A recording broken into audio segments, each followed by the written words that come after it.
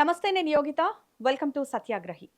ఆయన senior most రాజకీయవేత్త, 3 సార్లు ఎంపీగా, కేంద్ర మంత్రిగా పనిచేసిన నాయకుడు. దేవేగౌడ, వాజ్పేయి లాంటి ప్రధానుల వద్ద పనిచేసినటువంటి నేత. ఆయనే కాంగ్రెస్ సీనియర్ నేత, కేంద్ర మాజీ మంత్రి సముద్రాల వేణుగోపాలాచారి. అసలు ఆయన బీఆర్ఎస్ నుంచి కాంగ్రెస్లోకి ఎందుకు వెళ్లాల్సి వచ్చింది? బీసీ రిజర్వేషన్ల మీద ప్రభుత్వం తీసుకొచ్చిన జీవో మీద ఆయన అభిప్రాయం ఏంటి? అసలు స్థానిక ఎన్నికలు జరుగుతాయా లేదా మళ్ళీ వాయిదా పడతాయా అనే విషయాల మీద ఆయనతోనే మాట్లాడదాం. నమస్తే వేణుగోపాలాచారి గారు. నమస్తే. సో అసలు మీ ప్రభుత్వం ఏదైతే బీసీ బిల్లు మీద జీవో తీసుకొచ్చిందో అది చెల్లుతుందా? దానికి కోర్టు ఒప్పుకుంటుందంటారా? అంటే 100% ప్రభుత్వానికి చిత్తశుద్ధి ఉంది చేయాలని. ఉమ్, గౌరవ ముఖ్యమంత్రి గారు దాని కొరకు డెడికేటెడ్ కమిటీ పెట్టడం ఒకటి, తర్వాత జ్యుడిషియరీ తోటి కమిటీ వేయించడము, తర్వాత కులగణన జనగణన ఫస్ట్ టైం ఇండియాలో రాహుల్ గాంధీ గారి మాట మీద తెలంగాణ రాష్ట్రంలో చేయటము, ఉమ్, దాంట్లో దాదాపు రెండోసారి మొదటిసారి పార్టిసిపేట్ కాకుండా రెండోసారి అవకాశం ఇవ్వటము.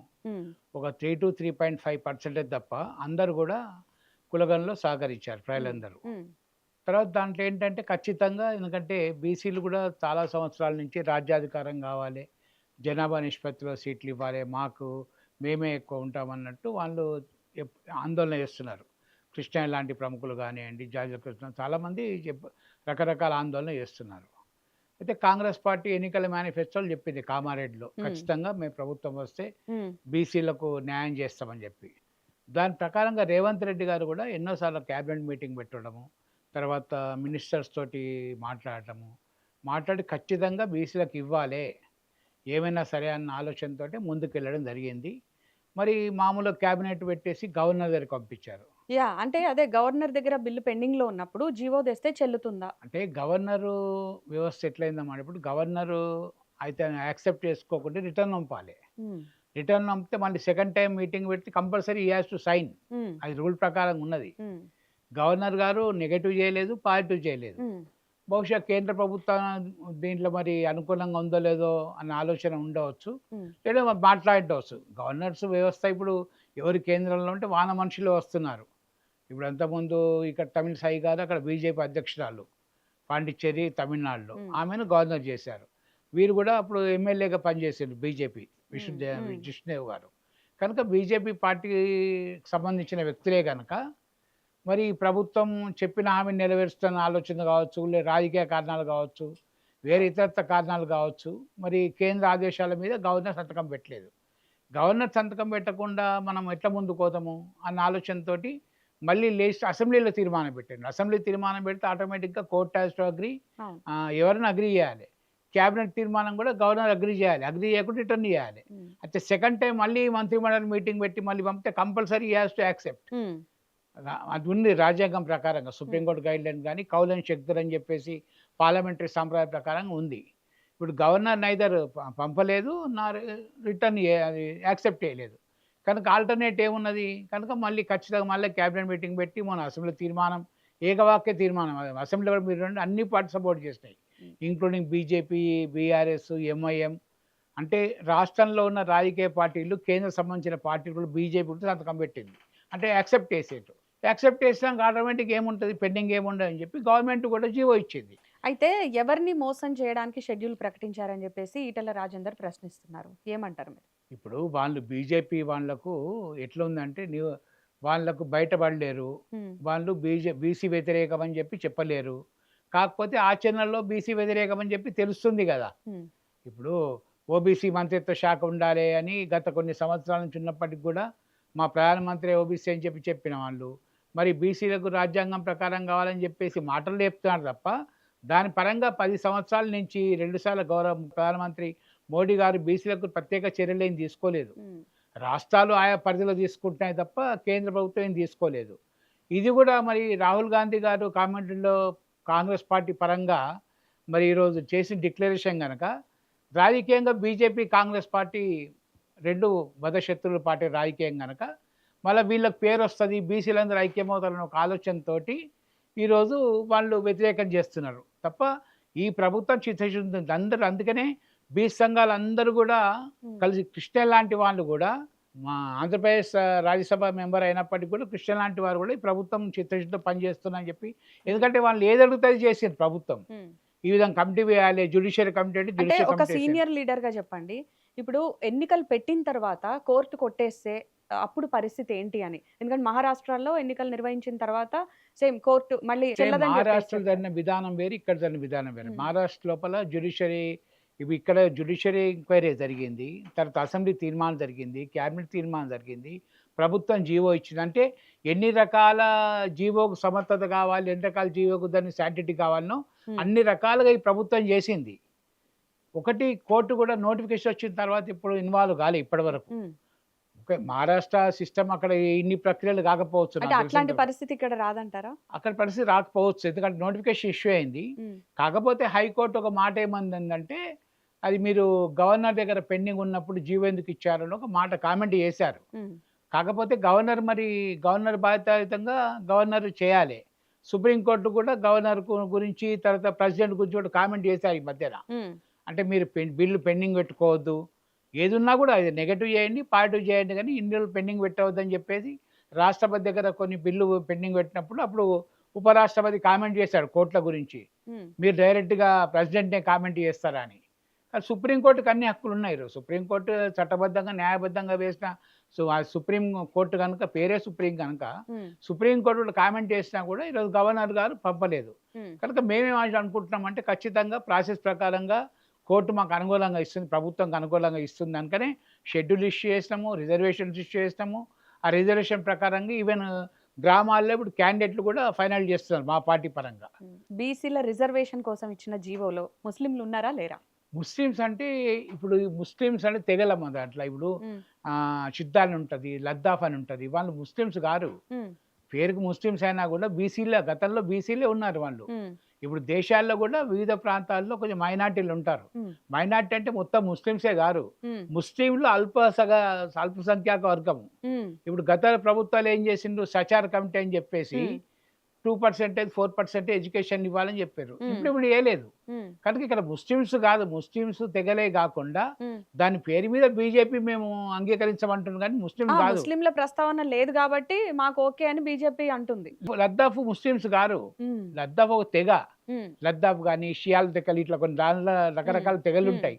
ఆ తెగలు మరీ తక్కువ ఇన్కమ్ ఉండి వాళ్ళ హ్మ్. జీవన విధానం కూడా ఈరోజు అట్టడుగు స్థాయి ఉన్నారు. కనుక వాళ్ళని దీంట్లో ఇంక్లూడ్ చేయడం తప్ప ముస్లిమ్స్ని ఇంక్లూడ్ చేయలేదు. హ్మ్. ముస్లిమ్స్ వాళ్ళ పరిధిలో వాళ్ళకున్న హక్కులు ఉన్నాయి, వాళ్ళ చట్టాలు ఉన్నాయి వాళ్ళకు. కనుక దాని పేరు మీద ఈరోజు కొన్ని పార్టీలు మేము మద్దతు ఇవ్వమని చెప్తున్నారు. హ్మ్. ఇప్పుడు నేను బీజేపీ కేంద్రంలో ఉన్నదాక 9 షెడ్యూల్ ఇంక్లూడ్ చేయండి. హ్మ్. నిజంగా అన్ని పార్టీలు ఒక దశ ఏమొచ్చిందంటే ప్రతి ఒక్కరు కూడా బీసీలు మాట్లాడుతున్నారు. హ్మ్. మాట్లాడుతున్నారు కానీ ఇంప్లిమెంటేషన్ కావటం లేదు. ఓకే, కాంగ్రెస్ ప్రభుత్వం తెచ్చింది. మీరు కూడా మీ చిత్తశుద్ధి, కేంద్ర ప్రభుత్వం ఏదైతే రిజర్వేషన్లకు అనుకూలంగా సుప్రీంకోర్టు ఇచ్చిందో, హ్మ్. ఫస్ట్ టైం కదా రేవంత్ రెడ్డి ప్రభుత్వం within half an hour supreme court Madiga దండో ఏదైతే మాదిగ మాల రిజర్వేషన్కి ఇచ్చిందో అనుకూలంగా, హాఫ్ అన్ అవర్ లోపల అసెంబ్లీ తీర్మానం పెట్టి దానికి కట్టుబడి ఉన్నాడు. అంటే ఈ ప్రభుత్వం ఏంటంటే చెప్పిన మాటకు విలువ ఇస్తుంది, చెప్పిన మాట ఖచ్చితంగా చేస్తుంది. హ్మ్. కనుకనే ఈరోజు 6 హామీలలో ఓకే, మొత్తం ఇంప్లిమెంట్ కాకపోవచ్చు, హ్మ్. కానీ ఇంప్లిమెంట్ స్టార్ట్ చేసింది బాకీలు ఉన్నా సరే, కూడా. మీ ప్రభుత్వం చిత్తశుద్ధితో ఉంది, చెప్పిన మాట నిలబెట్టుకుంటదని అంటున్నారు. మరి ఈ బీసీ రిజర్వేషన్‌లకి సంబంధించి ఏదైతే బీసీ ఓటర్లు లేరో అక్కడ రిజర్వేషన్‌లు కల్పించారు. ఎక్కడైతే ఎస్సీలు లేరో అక్కడ, అలాగే ఎస్టీలు లేరో అక్కడ. అంటే ఇలా రిజర్వేషన్‌లు ఇవ్వచ్చా? అంటే రొటేషన్ సిస్టమ్ అమ్మ. గతంలో కేసీఆర్ ప్రభుత్వం ఉన్నప్పుడు ఏంటంటే, హ్మ్. ఒకటి పంచాయతీరాజ్ యాక్ట్ ప్రకారంగా 2 టర్మ్‌లు అని చెప్పి తీసుకొచ్చారు. హ్మ్. ఇప్పుడు అంటే ఇది ఇది ఈ గందరగోళం ఏం క్రియేట్ చేయదంటారా? గందరగోళం కాదు వచ్చిన, ఎందుకంటే జిల్లా కలెక్టర్స్ ఉన్న పాపులేషన్ ప్రకారంగా హ్మ్. గతంలో బీసీ వచ్చిందనుకోండి, హ్మ్. నెక్స్ట్ క్యాస్ట్ ఏది ఉన్నదో దాని రిజర్వేషన్ ఇచ్చిండ్రు. మళ్ళీ ఆల్టర్నేటివ్ ఇంకో మండలం బీసీ ఇచ్చారు. హ్మ్. అట్లా జనాగణ ప్రకారంగానే highest population last time SC అయింది అనుకోండి. లాస్ట్ టైం మా మండలం ఎస్సీ అయింది. హ్మ్. ఇప్పుడు నెక్స్ట్ ఎస్సీ తర్వాత ఏ క్యాస్ట్ ఉన్నారు? ఎస్టీ ఉన్నారా, బీసీ ఉన్నారా, అది ఇచ్చేశారు. హ్మ్. ఇది రాష్ట్రం అంతా జరిగింది కానీ ఇది జనగణన ప్రకారంగానే, యాక్చువల్గా పాపులేషన్ ప్రకారంగానే జిల్లా కలెక్టర్ అన్ని పార్టీలను పిలిచారు. హ్మ్. అన్ని పార్టీలను పిలిచి ఇక్కడ ఎస్సీ అయింది, హ్మ్. ఎస్సీ ఇప్పుడు రొటేషన్ లేదు కనుక సెకండ్ పాపులేషన్ ఏది ఉన్నదో అది ఇచ్చారు. దానిలో గందరగోళం ఏం లేదు. హ్మ్. అది యాక్చువల్గా అన్ని పార్టీల సమైక్యతతోటే జిల్లా కలెక్టర్ ఆధ్వర్యంలోనే హ్మ్. పాపులేషన్ ప్రకారంగా. హ్మ్. లేకుంటే చాలామంది కోర్టుకు పోతుండగా ఇప్పటికీ. ఇప్పుడు మీకు దేనిలో తప్పు ప్రభుత్వానికి ఏమున్నాం, ప్రభుత్వానికి బీసీ 42% వచ్చిందా లేదా అన్నది ముఖ్యము. ఎస్సీ ఎస్టీ గతంలో ఎంత రిజర్వేషన్ ఉందో అంత ప్రకారంగానే వస్తుంది. కాకపోతే రొటేషన్ లేదు కనుక కొందరికి అరే మాది ఎస్సీ వచ్చింది ఇప్పుడు ఎస్సీ రాలేదన్న ఒక ఆలోచన ఉండవచ్చు. కానీ టోటల్గా క్యాస్ట్ మించి అక్కడున్న పాపులేషన్ మించి జిల్లా సమక్షంలో అన్ని పార్టీ నాయకులను పిలిచే వాళ్ళ ముందర చేసిన రిజర్వేషన్లు కనుక దానికి తప్పిదమేం లేదు. రొటేషన్ కాదు, గత ప్రభుత్వం రొటేషన్ ఇచ్చింది, ఈ ప్రభుత్వం రొటేషన్ ఇవ్వలేదు. ఆ యాక్ట్ గవర్నమెంట్ ఇష్టం కదా. రైట్. ఇక ఈ విషయం పక్కన పెడితే ఆ 10 మంది ఎమ్మెల్యేల విషయానికి వద్దాం. వాళ్ళు పార్టీ మారారా లేదా? అసలు మేమేమో పార్టీ మారలేదు అంటున్నారు. మీ ఒపీనియన్ ఏంటి? వాళ్ళు మారలే అంటారు, వాళ్ళ మాట వినాలి కదా మనం. పార్టీ మారలే అంటున్నారు వాళ్ళు. మరి వేసుకున్న కండువా లేదంటే కండువా మామూలుగా ఇప్పుడు మనం ఉత్సవాలకు పోయినప్పుడు కండువా వేస్తారు కదా, కాంగ్రెస్ పార్టీ కండువా లాగా ఉంటుంది కదా.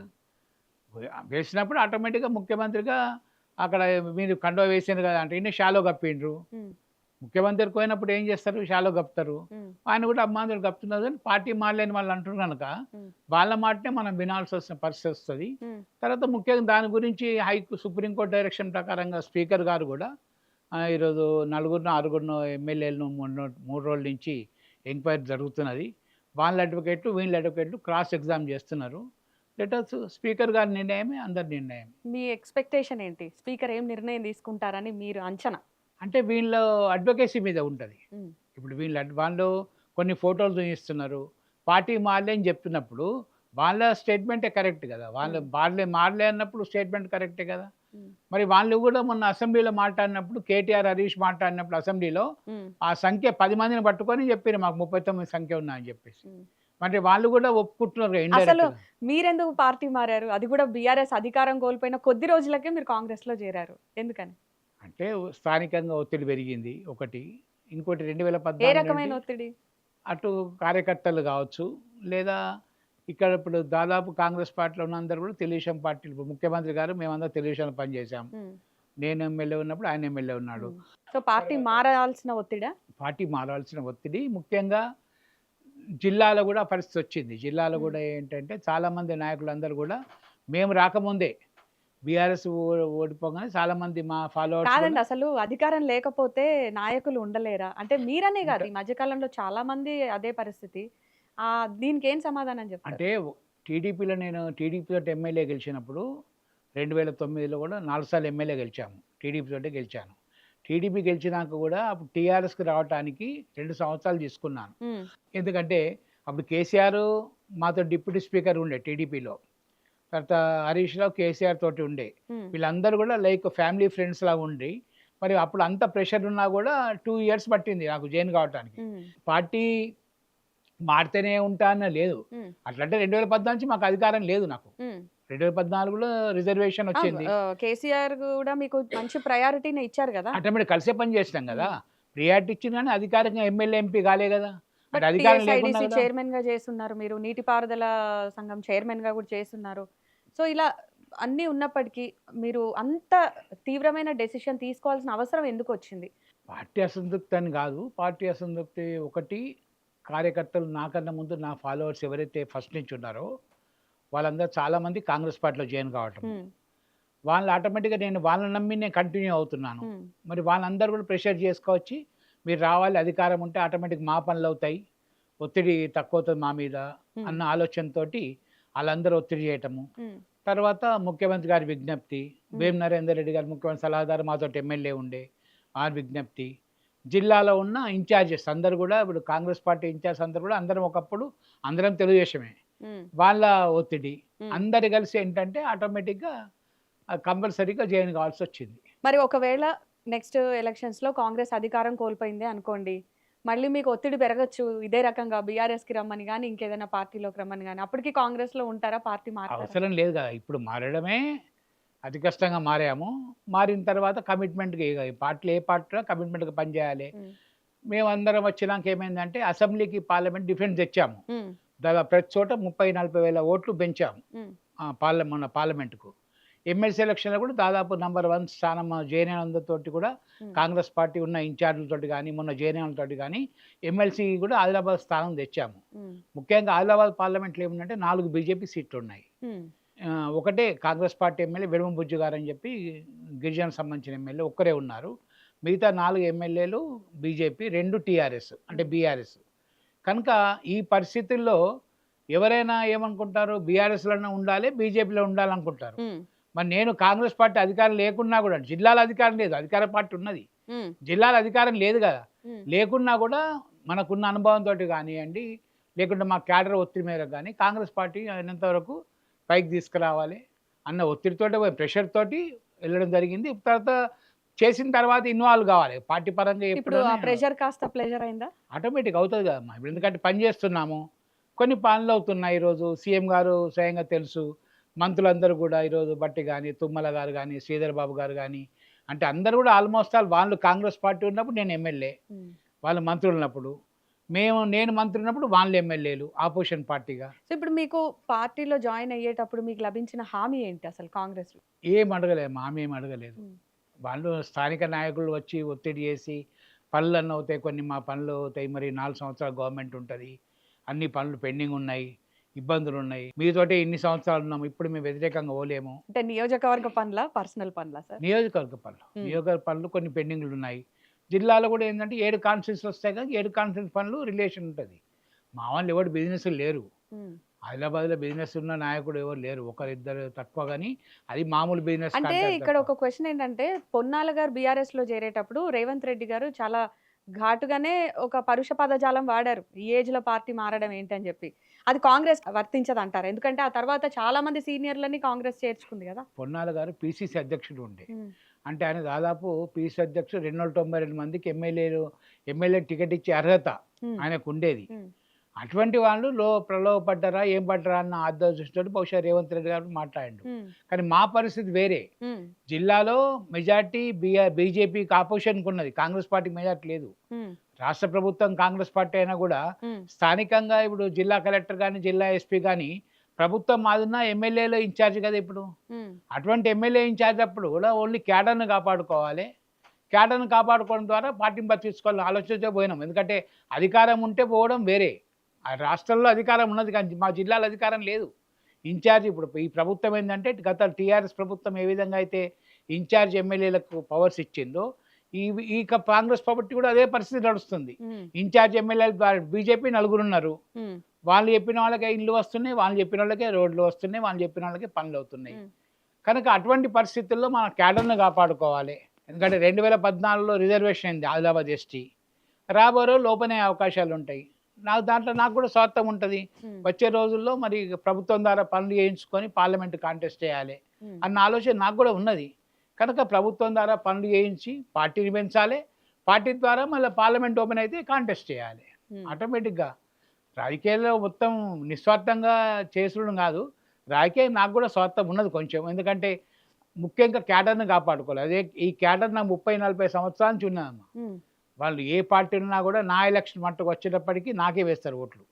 నేను కూడా ఇర్రెస్పెక్ట్ ఆఫ్ పొలిటికల్ పార్టీ పనిచేస్తా, అధికారం ఉన్నా లేకుండా ఎవరు వచ్చినా కూడా దాదాపు. ఫ్రాంక్ గా మీకున్నటువంటి స్వార్థం ఏంటి, ఒక్క మాటలో చెప్పండి. కాంగ్రెస్ పార్టీలో ఉన్నారు, సో కాంగ్రెస్ పార్టీ ద్వారా ప్రభుత్వం ద్వారా జిల్లాలో మా పార్లమెంట్ పరిధిలో పనులు చేసేసి, ఒకవేళ డీలిమిటేషన్ ప్రధానమంత్రి మోడీ గారికి ఒకవేళ డీలిమిటేషన్ అనుమతిస్తే, ఆదిలాబాద్ ఎస్టీ ఉన్నది, ఇప్పటి 2010 నుంచి ఎస్టీ ఉన్నది, అది ఓపెన్ అయితే నేను ఇంకోసారి కాంటెస్ట్ చేయాలని ఆలోచన లాస్ట్గా ఉండి కాంటెస్ట్ చేద్దాము. ఎందుకంటే ఆటోమేటిక్గా రాజకీయ గోల్ ఏంటి, కాంటెస్ట్ చేసాము కదా, నామినేషన్ కన్నా కాంటెస్ట్ చేసి పబ్లిక్లో ప్రజాక్షేత్రంలో నుంచుంటేనే కొద్దిగా మాట్లాడవచ్చు, క్వశ్చన్ అడగవచ్చు, ఏదైనా ప్రశ్న అడగవచ్చు.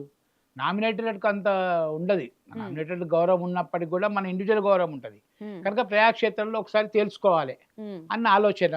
ప్రభుత్వం ఉన్నది కనుక ప్రభుత్వం 4 సంవత్సరాల్లో నాకున్న అనుభవం కానీ, మా క్యాడర్కు ఉన్న అనుభవం కానీ చేసి అటు పార్టీని బతికించుకోవాలి, ప్లస్ ప్రజలకు సంక్షేమ కార్యక్రమాలు చేరవేయాలి.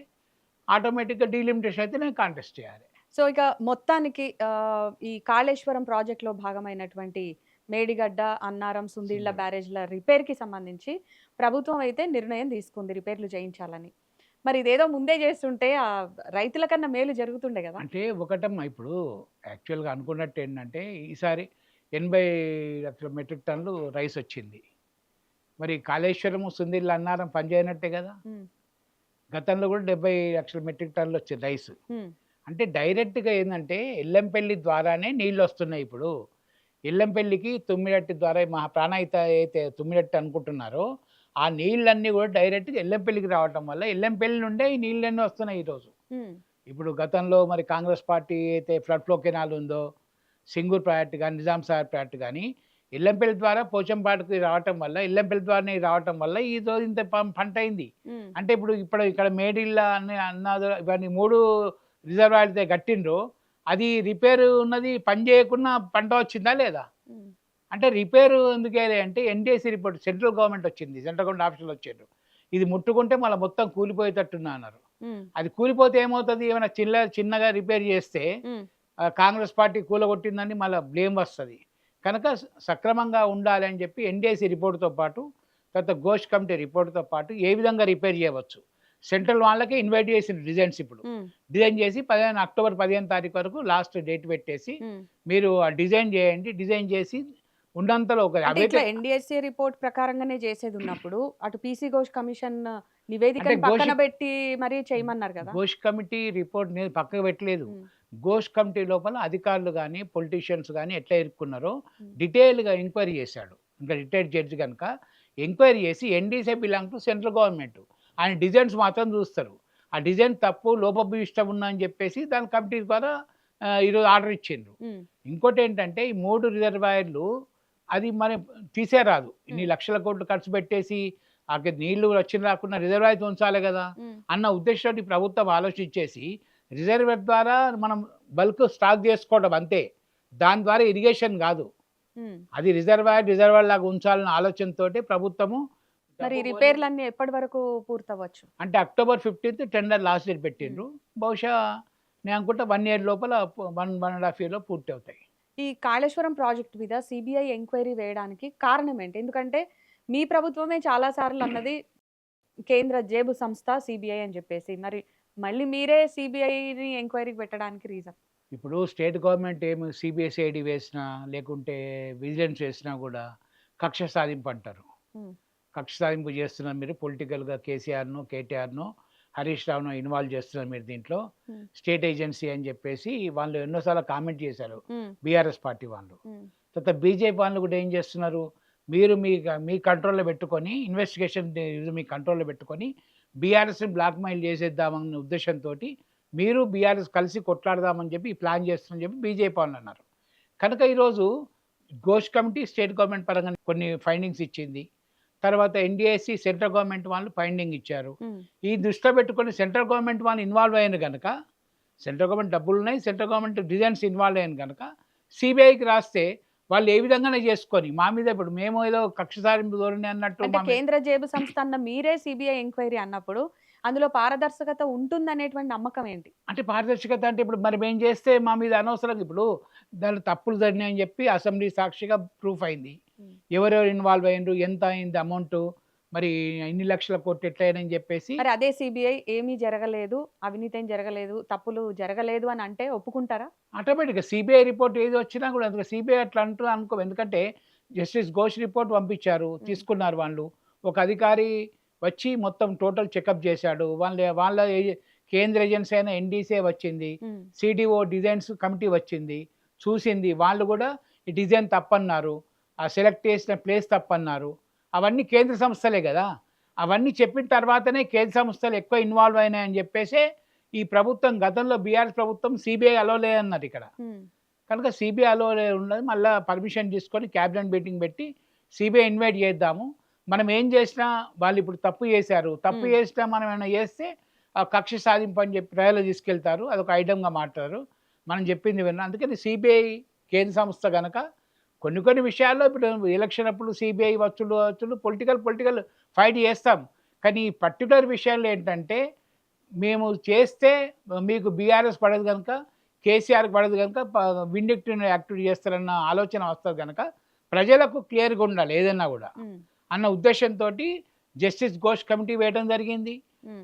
సెంట్రల్ డిజైన్స్ వాళ్ళొచ్చిండ్రు, ఎన్‌డీసీ వాళ్ళొచ్చిండ్రు. కనుక సెంట్రల్ పార్ట్ ఎక్కువున్నది గనుకనే ఈరోజు రిలాక్స్ చేసి సీబీఐకి ఎంక్వైరీ చేయడం జరిగింది. హ్మ్.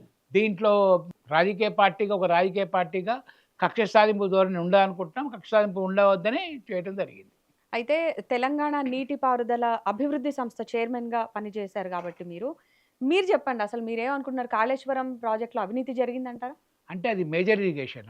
మాకు ఓన్లీ లిఫ్ట్ ఇరిగేషన్ స్కీమ్స్ వస్తాయి. హుహు. లిఫ్ట్ ఇరిగేషన్ స్కీమ్స్ దాదాపు 70,00,000 ఎకరాలు నీళ్ళు ఇవ్వమని చెప్పి అప్పుడు ఉద్దేశము.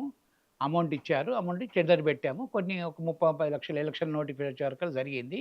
అయితే అప్పుడు ఎంక్వైరీ జరిగింది. ఎలక్షన్ ముందే బయటపడ్డది. హ్మ్. కానీ బయటపడితే ఎలక్షన్ నోటిఫికేషన్ వచ్చింది గనక మరి రిపేరు చేయరాదనో లేకుంటే అప్పుడు ప్రభుత్వం ఏమనుకున్నదో గానీ అప్పుడు దాదాపు ఎలక్షన్ ముందరనే జరిగింది ఇది. హ్మ్. ఎలక్షన్ ముందు జరిగింది. ఎలక్షన్ తర్వాత చేద్దాం అనుకుంటే తర్వాత పోస్ట్ తెలవది. కానీ దీని కింద రాదు. ఐటీసీ కింద రాదు. కానీ ఆ అలిగేషన్స్ మాత్రం జరిగినట్టు ఈరోజు అసెంబ్లీ సాక్షి చెప్పడం జరిగింది.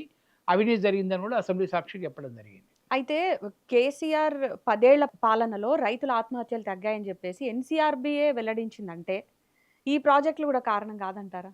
మీ ఒపీనియన్. మీరు పర్సనల్‌గా అనుకున్నది చెప్పండి. అంటే రైతుల ఆత్మహత్యలకు ప్రజలకు సంబంధం లేదమ్మా. హ్మ్. ఎందుకంటే మీరు ఈల్డ్ చూడండి. లాస్ట్ ఇయర్ బీఆర్ఎస్ గవర్నమెంట్ ఉన్నప్పుడు దాదాపు 60,00,000 మెట్రిక్‌లు ఈల్డ్ వచ్చింది. హ్మ్. మరి ఇప్పుడు 80,00,000 టన్ను ఎట్లా వచ్చింది? ఆల్రెడీ నేను ఆత్మహత్యల గురించి అంటున్నా. ఆత్మ కాదు ఈల్డ్. ఈల్డ్. అంటే ఓకే. మీకు రైతులు పంటలు లేక ఆత్మహత్యలు చేయడం ఒకటి. 2 అప్పుల బాధ ఆత్మహత్య చేయడం ఒకటి. మూడోది మనం రైతులను నిందించడం కాదు కానీ ఇప్పుడు నేనున్నా. అక్కడ ఏదైనా ఇబ్బంది వల్ల చనిపోతే కూడా ఆత్మహత్య అంటే డబ్బు ఆ కుటుంబం అట్లీస్ట్ వెల్ఫేర్ వస్తుందని చెప్పి మేము కొన్ని రాస్తాము. కనుక ఆత్మహత్యలకు ఈరోజు ఏ ప్రభుత్వమైనా ఆత్మహత్యను ప్రేరేపించది. 2 పంటలు వండే విధంగా కరెంటు గతంలో ఎట్లుందో ఇప్పుడు అట్లున్నది. కనుకనే 80,00,000 మెట్రిక్ టన్నులు వచ్చినాయి. హైయెస్ట్ కదా! హ్మ్. పంజాబ్ తర్వాత తెలంగాణలో హైయెస్ట్. అంటే మీకు సుందిల పని చేయలేదు, అన్నారం పని చేయలేదు, కాళేశ్వరం పని చేయలేదు. హ్మ్. 3 రిపేరే ఉన్నాయి. రిపేర్ ఉన్నా నీళ్లు వచ్చినాయా? అంటే నీళ్లు వచ్చినయి ఎక్కడి నుంచి? అప్పుడు కూడా ఎల్లంపల్లి నుంచే వచ్చినాయి. హ్మ్. అదే ఎగ్జాంపుల్ అంటే ఎల్లంపల్లి నుంచి ఇప్పుడు వచ్చినాయి కనుకనే 80,00,000 మెట్రిక్ టన్నులు పండించారు. కరెంట్ ఇస్తున్నాం కనుకనే 2 పంటలు పండించారు. గతంలో కన్నా ఎక్కువ ఈల్డ్ అయింది కదా! హ్మ్. అది ఎగ్జాంపుల్. హ్మ్. ఆత్మహత్యలు అన్నది ఈరోజు క్రియేషన్. హ్మ్. ఆత్మహత్య ఎక్కడ ఏ సంస్థ కూడా తక్కువ ఎక్కువ ఉండదు. ఎప్పుడు కూడా ఆత్మహత్య ఎందుకంటే మళ్ళీ అది ఎవరు పంపాలి? స్టేట్ గవర్నమెంట్ పంపాలి కదా! హుహు. So, report. ఎన్సీఆర్‌బీ రిపోర్ట్ పనికిరాదా? అంటే అది ఎస్ఆర్‌బి రిపోర్టు ఆడిట్ లెక్క. ఆడిట్ వస్తుంటుంది. వాళ్ళ పని వాళ్ళు చేస్తుంటారు. దానిలో కొన్ని రెక్టిఫై అవుతుంటాయి. కొన్ని తప్పని తేలుతది. హ్మ్. కనుక ఎస్ఆర్‌బి మనం ప్రమాణం చూడని అవసరం లేదు. అయితే రైతుల ఆత్మహత్యలు. కాంగ్రెస్ చాలా చిత్తశుద్ధితోని పనిచేస్తుందని మీరన్నారు. మరి అధికారంలోకి వచ్చినప్పటి నుంచి ఇప్పుడు మనకు చేతిలో సోషల్ మీడియా ఏ రేంజ్‌లో ఉందో తెలుసు. ఎంతమంది ఎన్ని రకాలుగా తిడుతున్నారో. మహాలక్ష్మి పథకం కింద తీసుకొచ్చినటువంటి ఆర్టీసీ బస్సులది కానివ్వండి. ఒక్కొక్కరు ఏ రేంజ్‌లో తిడుతున్నారో మీరు కూడా చూసే ఉంటారు కదా! అసలు వీటికేం చెప్తారు మీరు? అంటే సోషల్ మీడియా ప్రజల్ని అవేర్ చేసే విధంగా ఉంటే బాగుంటది. కానీ మీరన్నట్టు అది పొలిటికల్‌గా కొన్ని పార్టీలు సోషల్ మీడియానే వేదిక చేస్తున్నారు. ఇప్పుడు బీజేపీ ఉన్నారు. గతంలో పెద్దలు రామ్ మాధవ్ గారు ఉండారు. మొత్తం సోషల్ మీడియా దాదాపు 1,00,00,000 మంది అనుకుంటా పేపర్‌లో వచ్చిన ప్రకారం 1,00,00,000 మందిని పెట్టి సోషల్ నడిపించారు. హుహు. ఎవరైనా మీరు మోడీ గారి మీద ఒకరు ఏమన్నా వ్యాఖ్య చేస్తే 1972 నుంచి మొదలుపెడతారు. 1970లో కాంగ్రెస్ ఇందిరాగాంధీ ఎట్లా, జవహర్లాల్ ఎట్లా, ఫిరోజ్ ఖాన్ ఎట్లా అని చెప్పి మొత్తం అక్కడి నుంచి ఒక 10 నిమిషాలు కాదమ్మా. 10 నిమిషాల లోపల వస్తుంటది హ్మ్. సోషల్ మీడియాలో. ఇప్పుడు కూడా బీఆర్ఎస్ కూడా ఏందంటే అప్పుడు రూమర్స్ వచ్చినాయి. వార్తల్లో వచ్చింది రూమర్స్ అయితే ఇటు కాకపోయినా. బీఆర్ఎస్ గాని, బీజేపీ మీద గాని ఏవన్నా ట్రోల్స్ గాని ఇలాంటివి ఏవన్నా వచ్చాయనుకోండి. అప్పుడు కాంగ్రెస్ కూడా పెట్టిచ్చింది ఆటోమేటిక్‌గా అనుకోవచ్చా? అందరూ వాడుకుంటున్నారు. ఇప్పుడు హ్మ్. సోషల్ మీడియాని అందరూ వాడుకుంటున్నారు. హ్మ్. కానీ ఎవరు వాడుకున్నా కూడా ఏందంటే అది కొద్దిగా క్వాలిటీ ఉండాలి. హ్మ్. ఇప్పుడు ఇండివిడ్యువల్‌గా పోతున్నది. చాలామంది ఏందంటే పొలిటికల్ లీడర్స్‌ని క్రిటిసైజ్ చేయటము. హ్మ్. పొలిటికల్ దాని దుర్మార్గులు కదా అందరూ. దుర్మార్గులు హ్మ్. అన్ని రంగాల్లో అందరూ ఉంటారు. హ్మ్. కానీ ఓ పొలిటీషియను ఇట్లా అని లేకుంటే సినిమా యాక్టర్ ఇట్లా ఒకటి ఇన్సిడెంట్ జరిగితే దాన్ని చివరికి మనకే వస్తదన్నట్టు. అది 100% చేసుకొని. హ్మ్. కనుక సోషల్ మీడియా కూడా అన్ని ప్రభుత్వాలు కూడా ఈవెన్ కేంద్ర ప్రభుత్వం కూడా హ్మ్. యాక్టివ్ చేయాలి, రెస్ట్రిక్ట్ చేయాలి కొన్ని విషయాలని చెప్పేసి బిల్ కూడా బహుశా హ్మ్. తీసుకొస్తుండవచ్చు. హ్మ్. అదే పంతా రాష్ట్ర ప్రభుత్వాలు కూడా పాటిస్తాయి. హ్మ్. సోషల్ మీడియా అనేది మంచిదే. సోషల్ మీడియా ద్వారా అవేర్‌నెస్ మంచిదే కానీ అది కొద్దిగా ఎక్కువైంది ఈ మధ్యన. ఎక్కువై ఇండివిడ్యువల్‌గా పోకడము, లేకుంటే కుటుంబాలకు పోవటము, పర్సనల్ లైఫ్‌లో పోవద్దు. హ్మ్. ఏదైనా తప్పు చేసిండ్రు ప్రభుత్వం, ఏ ప్రభుత్వమైనా మా ప్రభుత్వం గాని, ఏ ప్రభుత్వం గాని, ఇది తప్పు కదా! ఇట్లా చేయొచ్చుగా అని చెప్పి సజెషన్ ఇవ్వవచ్చు. They give suggestion. అందరూ చూస్తారు కనుక రెక్టిఫై చేసుకుంటాం. హ్మ్. ఇప్పుడు మేము ఈ పనులు తప్పు చేసామంటే మేము రెక్టిఫై చేసుకుంటాం. ప్రభుత్వ పరంగా దానికేమున్నది? భేషాలు లేవు కదా! సీఎం కూడా చెప్పిండు. మేము కూడా మా నాయకులు ఎక్కడ చెప్తున్నాము, ఏ తప్పు జరిగితే చెప్పండి, రెక్టిఫై చేద్దాము. కాకపోతే తప్పు అనే బదులు రెక్టిఫై చేసే అవకాశాలు ఉన్నాయి కదా ఈ ప్రభుత్వానికి. మళ్ళీ వేరే పార్టీలకు అవకాశాలు లేవు కదా. ఇంకా 3 సంవత్సరాలు ఈ గవర్నమెంటే ఉంటుంది. తప్పు చేసినా రెక్టిఫై చేసినా మేమే చేయాలి, వేరే వాళ్ళకి లేదు కదా. వేరే వాళ్ళు ఓన్లీ రాళ్ళు వేసుడికే పనికొస్తారు అట్లా. సో 3 సంవత్సరాల తర్వాత మళ్ళీ మీ పార్టీ అధికారంలోకి వస్తుందన్న నమ్మకం ఉందా ఇప్పుడు ఉన్నటువంటి పరిస్థితులు, ఈ సినారియో చూస్తుంటే? 100% వస్తారు. ఎందుకంటే 6 హామీలని చెప్పాడు. 6 హామీల రైతు రుణమాఫీ 2 లక్షలు అని చెప్పాడు. 2 లక్షల లోపల ఇచ్చాము, కానీ అందరికి ముట్టలేదు. ఒకటికి 190, 195 దాకా వచ్చినాయి. ఇంకా 2 లక్షలు కావాలంటే 800 crores కావాలి. కానీ అప్పటికేందంటే 23,000 కోట్ల రూపాయలు అయితే ఈ ప్రభుత్వం ఇచ్చిందో దేశంలో ఏ ప్రభుత్వం లేదు. బీజేపీ ప్రాంతాల్లో ప్రభుత్వం కానీ, ఈవెన్ కాంగ్రెస్ ఉన్న స్టేట్లో కూడా ఎక్కడ ఇవ్వలేదు 23,000 కోట్ల రూపాయలు. అయితే దాంట్లో టెక్నికల్ మిస్టేక్ ఏమైందంటే, గతంలో టీఆర్ ప్రభుత్వం ఉన్నప్పుడు రెన్యువల్ చేసుకోని వాళ్ళు కొందరు, తర్వాత కొన్ని బ్యాంకులు ఇంకా ఇప్పటికి పంపలేదు, అది సరైన రీషెడ్యూల్ చేసుకుని పంపలేదు, దానివల్ల పెండింగ్ ఉన్నాయి. కాకపోతే 192 lakhs అంటే 185, 185, 190 దాకా రైతుకు వచ్చినాయి. ఆ మధ్యన బీఆర్ఎస్ వాళ్ళు వచ్చి గొడవ వేసారు. కొంచెం ఆపోజిషన్ పార్టీ కనుక మనం తప్పది. మేము కాంగ్రెస్ పార్టీ ఉంటే మేము కూడా గొడవ వేస్తాము. బీఆర్ఎస్ గొడవ వేసి ఎక్కువ గొడవ వేసింది. అంటే వచ్చిన వాళ్ళందరేమో పక్క కూర్చున్నారు, రాని వాళ్ళు 10 మంది గొడవ వేసిండ్రు. గొడవ వేస్తే చెప్పిండ్రు, గ్రామాల్లో లిస్టు పెట్టిండ్రు, ఇగో వీళ్ళకి వచ్చినాయి, వీళ్ళకి రాని వాళ్ళు లిస్టు పెట్టమని చెప్పేసి. అయితే పంపినా కొద్దీ క్లియర్ చేస్తుంది కొన్ని, ఆధార్ కార్డు, తర్వాత రెన్యువల్ కార్డు, షెడ్యూలు. అప్పుడు ఏంటంటే అప్పుడు ₹1,00,000 ఇస్తానో ₹1,00,000 ఇవ్వలేదు కేసీఆర్ గారు. కొందరు 50,000 ముట్టాయి, కొన్ని 75,000 ముట్టాయి, కనుక అప్పుడు రీషెడ్యూల్ చేసుకోలేదు. ఇప్పుడు రైతులు కూడా కోఆపరేటివ్ బ్యాంకులు కూడా ఏం చేస్తున్నారంటే ఏ గవర్నమెంట్ అయినా బాకీ మాఫీ చేస్తారని చెప్పి కొన్ని కారణాలు జరుగుతున్నాయి. అది కూడా తప్పు. కొంచెం మెసేజ్ పోయింది అందరికీ, ఏ గవర్నమెంట్ అయినా మాకు రుణమాఫీ జరుగుతుంది, కేంద్రం కానీ రాష్ట్రం కానీ. దానివల్ల రెగ్యులర్ కట్టే వాళ్ళు కూడా రీషెడ్యూల్ చేసుకుంటలేరు. దానివల్ల కొన్ని ఇబ్బందులు వస్తున్నాయి ప్రభుత్వానికి. కనుక ఆ ఇబ్బందులు ఎట్టెట్లా రికార్డ్స్ వస్తే అట్లా క్లియర్ చేస్తాము. తర్వాత రైతు బంధు వేస్తారా వేరే అన్నారు. రైతు బంధుని పేరు మార్చి రైతు భరోసా పెట్టాం. టోటల్ రైతు భరోసా మొత్తం ఒక ₹1,000 పెంచి 5,000 నుంచి 6,000 పెంచి రైతు భరోసా ఉండడానికి వేసాం. మళ్ళీ నెక్స్ట్ మంత్ మళ్ళీ వేస్తున్నాం. అసలు ఈ పేర్ల మార్పు ఏంటి సార్? అదే సేమ్ పథకాలు కానివ్వండి, లేదంటే సేమ్ ఇంప్లిమెంటేషన్ కొన్ని పనుల విషయంలో ఇలా పేరు మార్చి చేయడం, ఈ ఫ్యాంటసీ ఏంటి రేవంత్ రెడ్డి గారికి అసలు? అంటే ఫ్యాక్టరీ అంటే అన్ని పార్టీలు అంతే కదా. ఇప్పుడు ఏ పార్టీ వచ్చినా కూడా వాళ్ళే ఉండాలి. అదే ఒక ప్రభుత్వం ఒక పేరు తీసుకొచ్చి పెట్టినప్పుడు మళ్ళీ ఇవి మార్చేసి, అంటే రైతు పని మీద దృష్టి పెట్టకుండా పేర్ల మీద ఏంటనే రైతు బంధు అనే బదులు రైతు భరోసా అన్నారు. అంటే ఉద్దేశం ఏంటంటే రైతు భరోసా ఇవ్వటము. ఇప్పుడు తెలుగు ఫ్లైఓవర్ బదులు తెలుగు తల్లి ఫ్లైఓవర్. బతుకమ్మని తీసేశారు. బతుకమ్మ ఎంత పెద్ద జరిగిందమ్మా సరూర్ నగర్ ఫస్ట్ టైం. మన తెలంగాణ అనంగానే బతుకమ్మ ఐకాన్ లాగా కనిపిస్తుంది. ఆ తెలంగాణ తల్లి విగ్రహం నుంచి బతుకమ్మనే తీసేస్తే అందం ఎక్కడి నుంచి వస్తుంది? తెలంగాణ తల్లి విగ్రహం బతుకమ్మ ఎట్లా ఉన్న విగ్రహం బతుకమ్మది ఉన్నది. ఇప్పుడు సెక్రటరియట్లో పెట్టిన విగ్రహంలో బతుకమ్మది ఉన్నది, తర్వాత కాకతీయ రాజులది చేసింది ఉన్నది, తర్వాత గ్రామ సీమలో మహిళ ఎట్లుంటుందో అది ఉన్నది. అన్ని కలబోసే ఈరోజు కార్యక్రమం చేసిండ్రు. పాట కూడా జయహో తెలంగాణ కూడా. ఎంతైనా మీరు ఆ పార్టీ కాబట్టి సమర్థిస్తారు. అంటే మీకు విగ్రహము గతంలో విగ్రహం ఏముండే అంటే, గతంలో విగ్రహం ఆభరణాలు రాజకన్యలాగా ఉండేది విగ్రహం.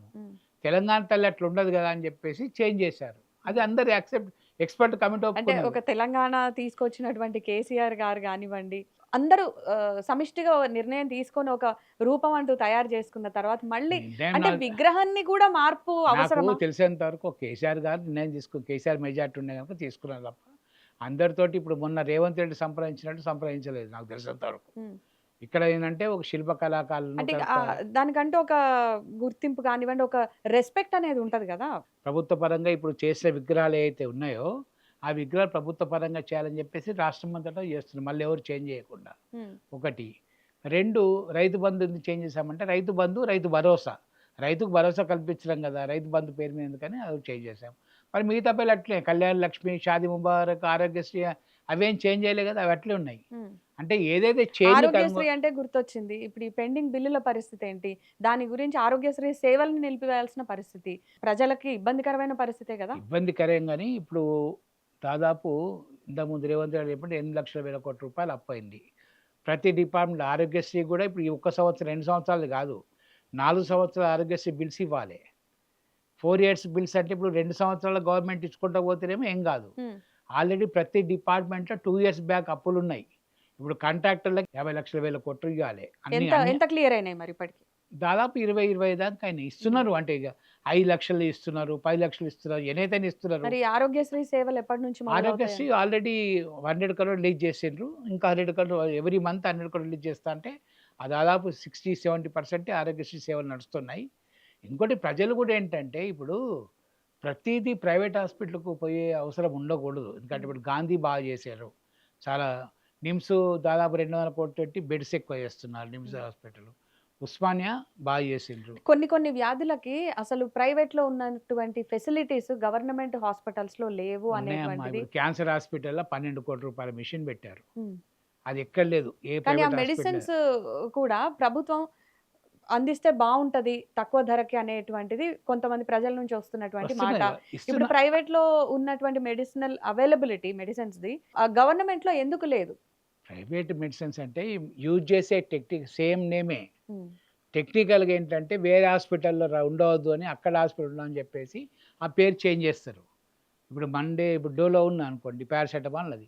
పారాసెటమాల్ నంబర్ ఆఫ్ కంపెనీ తయారు చేస్తారు.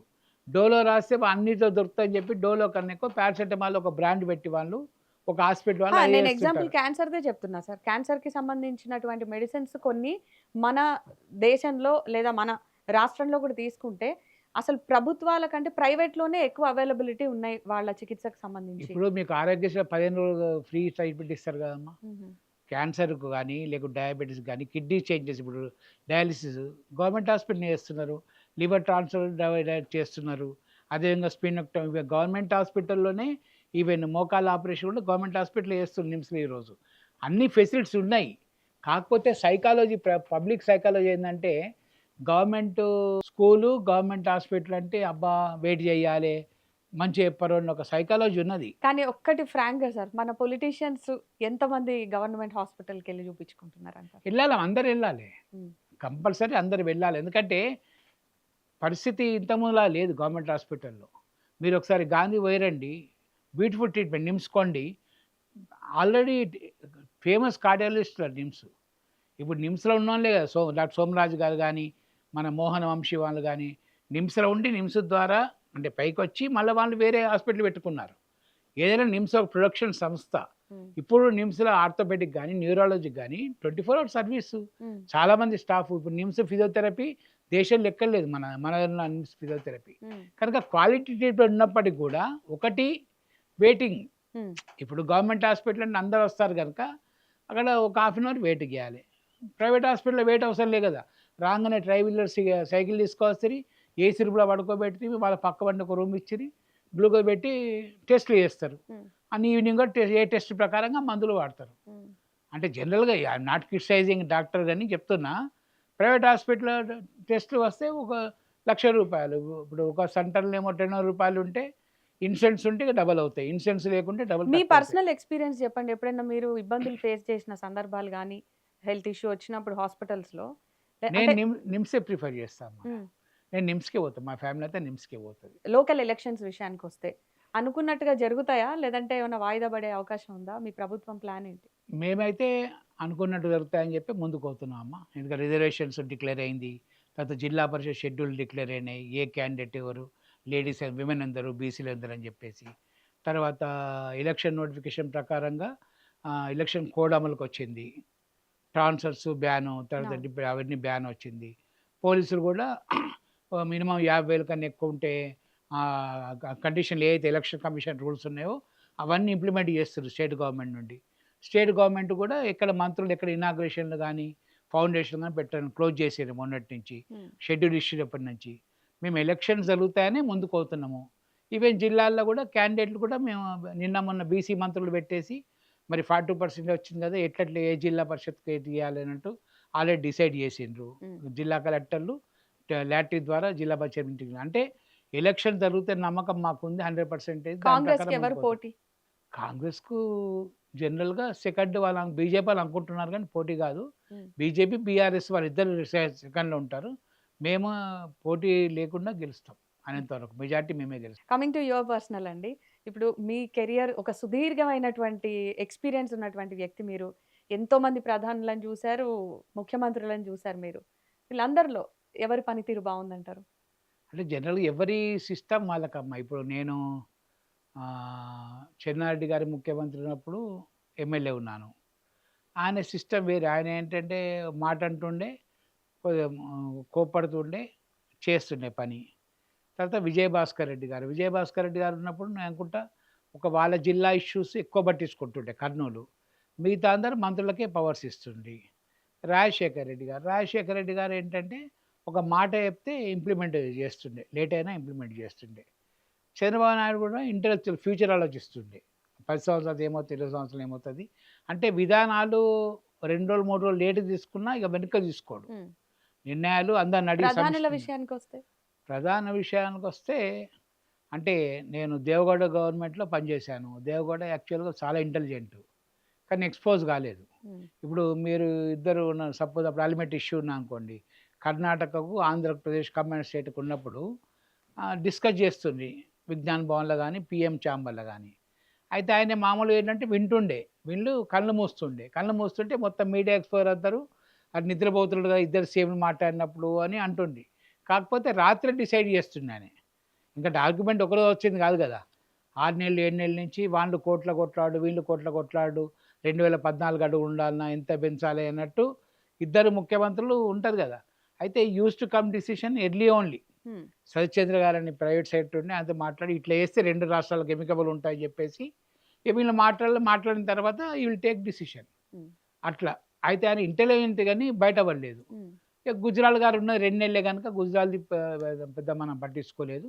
వాజ్పేయి మళ్ళీ.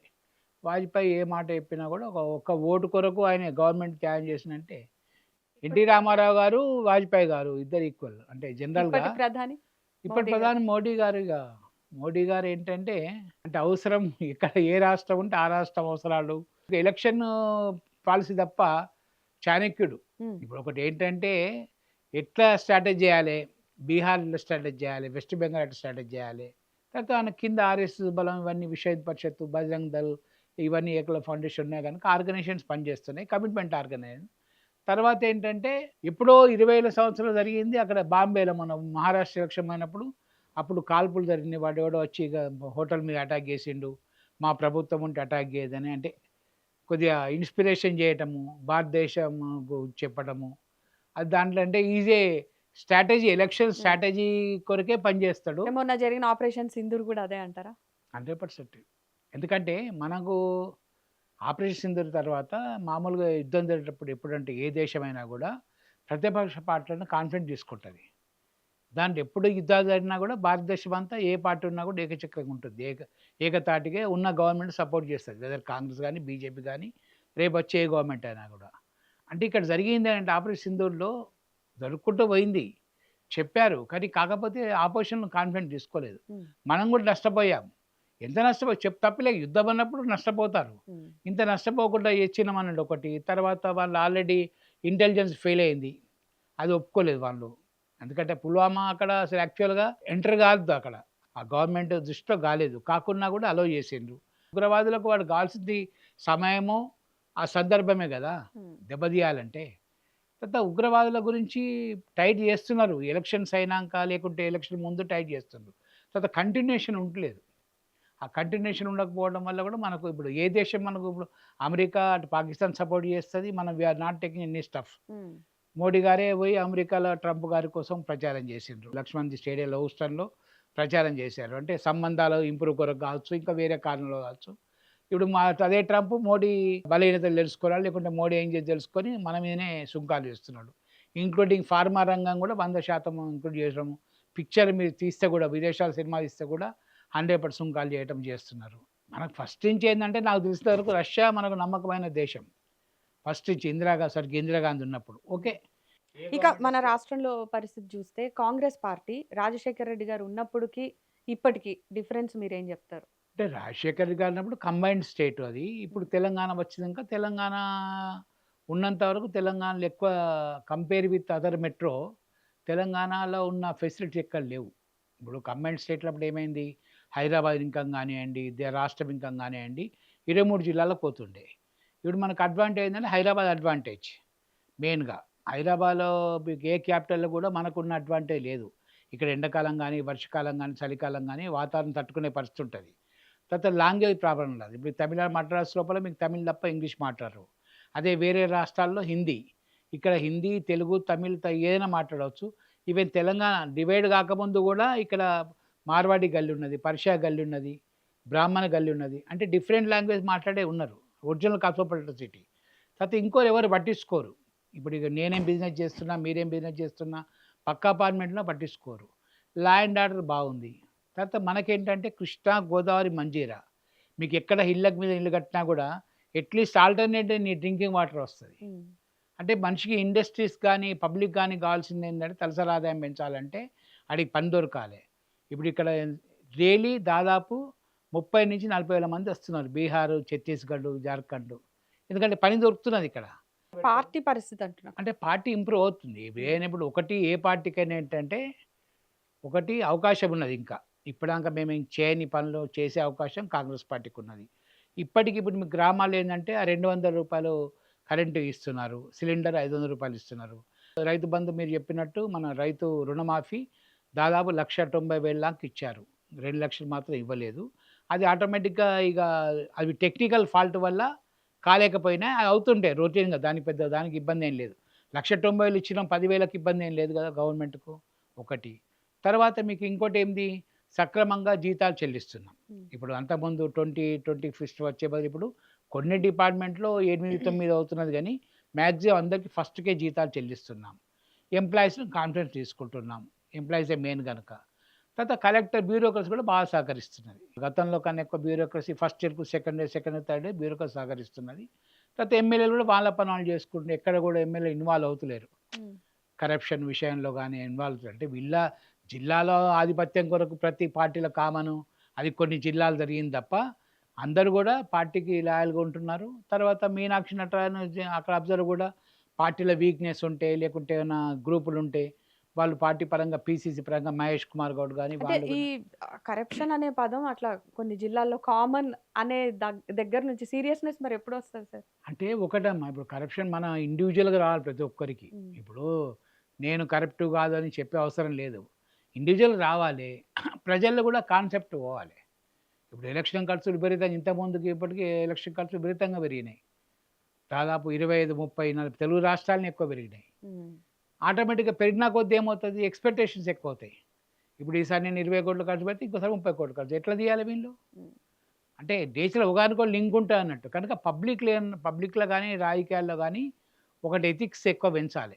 ఏ పార్టీ అయినా సరే ఎథిక్స్ రావాలి, వాల్యూస్ పెంచాలి. ఇప్పుడు శేషన్ గారు ఉండి ఎలక్షన్ కమిషన్ అప్పుడు ఉండగా 2 వెహికల్స్ ఉండాలంటే అందరం భయపడ్డాం. ఎమ్మెల్యేలో మాకు ఇంకో వేరే వెహికల్స్ ఉన్నా 1 కిలోమీటర్ దూరం పెట్టేది. ఒక వెహికల్ 2 వెహికల్ని పోయేది. అంటే గోల్డ్ మీద రావద్దు మీరు అని కొన్ని డిపెండ్ అపాన్ ఇన్స్ట్రక్షన్స్. ఇక ఒక 10 ఏళ్ళు మీరు కేసీఆర్ గారి పాలన చూశారు. ఈవెన్ ఆ పార్టీలో ఉన్నారు మీరు. ఇప్పుడు కాంగ్రెస్ పాలన చూస్తున్నారు.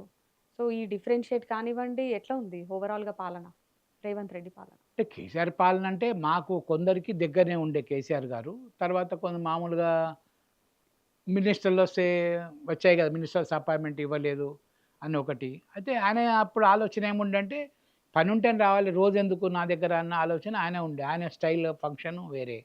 తర్వాత పనుల గురించి సిఎస్ మీద డిపెండ్ అయ్యారు. సిఎస్ మీద, తర్వాత సంబంధిత సెక్రటరీల మీద 2 o'clock 3 o'clock మీటింగ్ పెట్టేసి ఆపరేషన్ చేసుకుని అనేవారు. ఇప్పుడు రేవంత్ రెడ్డి గారు వచ్చిన తర్వాత ఏమైందంటే సెక్రటరీకి కానీ కమాండ్ కంట్రోల్ రూమ్కి వచ్చి డైరెక్ట్గా కలెక్టర్ తోటి మాట్లాడటము, సెక్రటరీని కాన్ఫరెన్స్ తీసుకోవటము, అంటే పని విధానం డీసెంట్రలైజ్ చేసే విధంగా జరుగుతున్నది. తర్వాత మినిస్టర్స్ ఎవరి శాఖలో పనిచేస్తున్నారు. అప్పుడు కూడా పనిచేసేది, కానీ ప్రతిదీ ముఖ్యమంత్రి రావాలని ఒక ఆలోచన కాన్సెప్ట్ ఉండేది అప్పుడు. ఇప్పుడు ఆ కాన్సెప్ట్ లేదు. అంటే పాలసీ డిసిషన్స్ ఎట్లన్నా ముఖ్యమంత్రికి వస్తాయి, కానీ ఒక department BC welfare department, BC లోపల అయినంతవరకు ఫైనాన్స్ కమెంట్ లేని సమస్యలన్నీ తీసుకొని ఆయన శాఖలు ఆయన శాంక్షన్ చేసుకో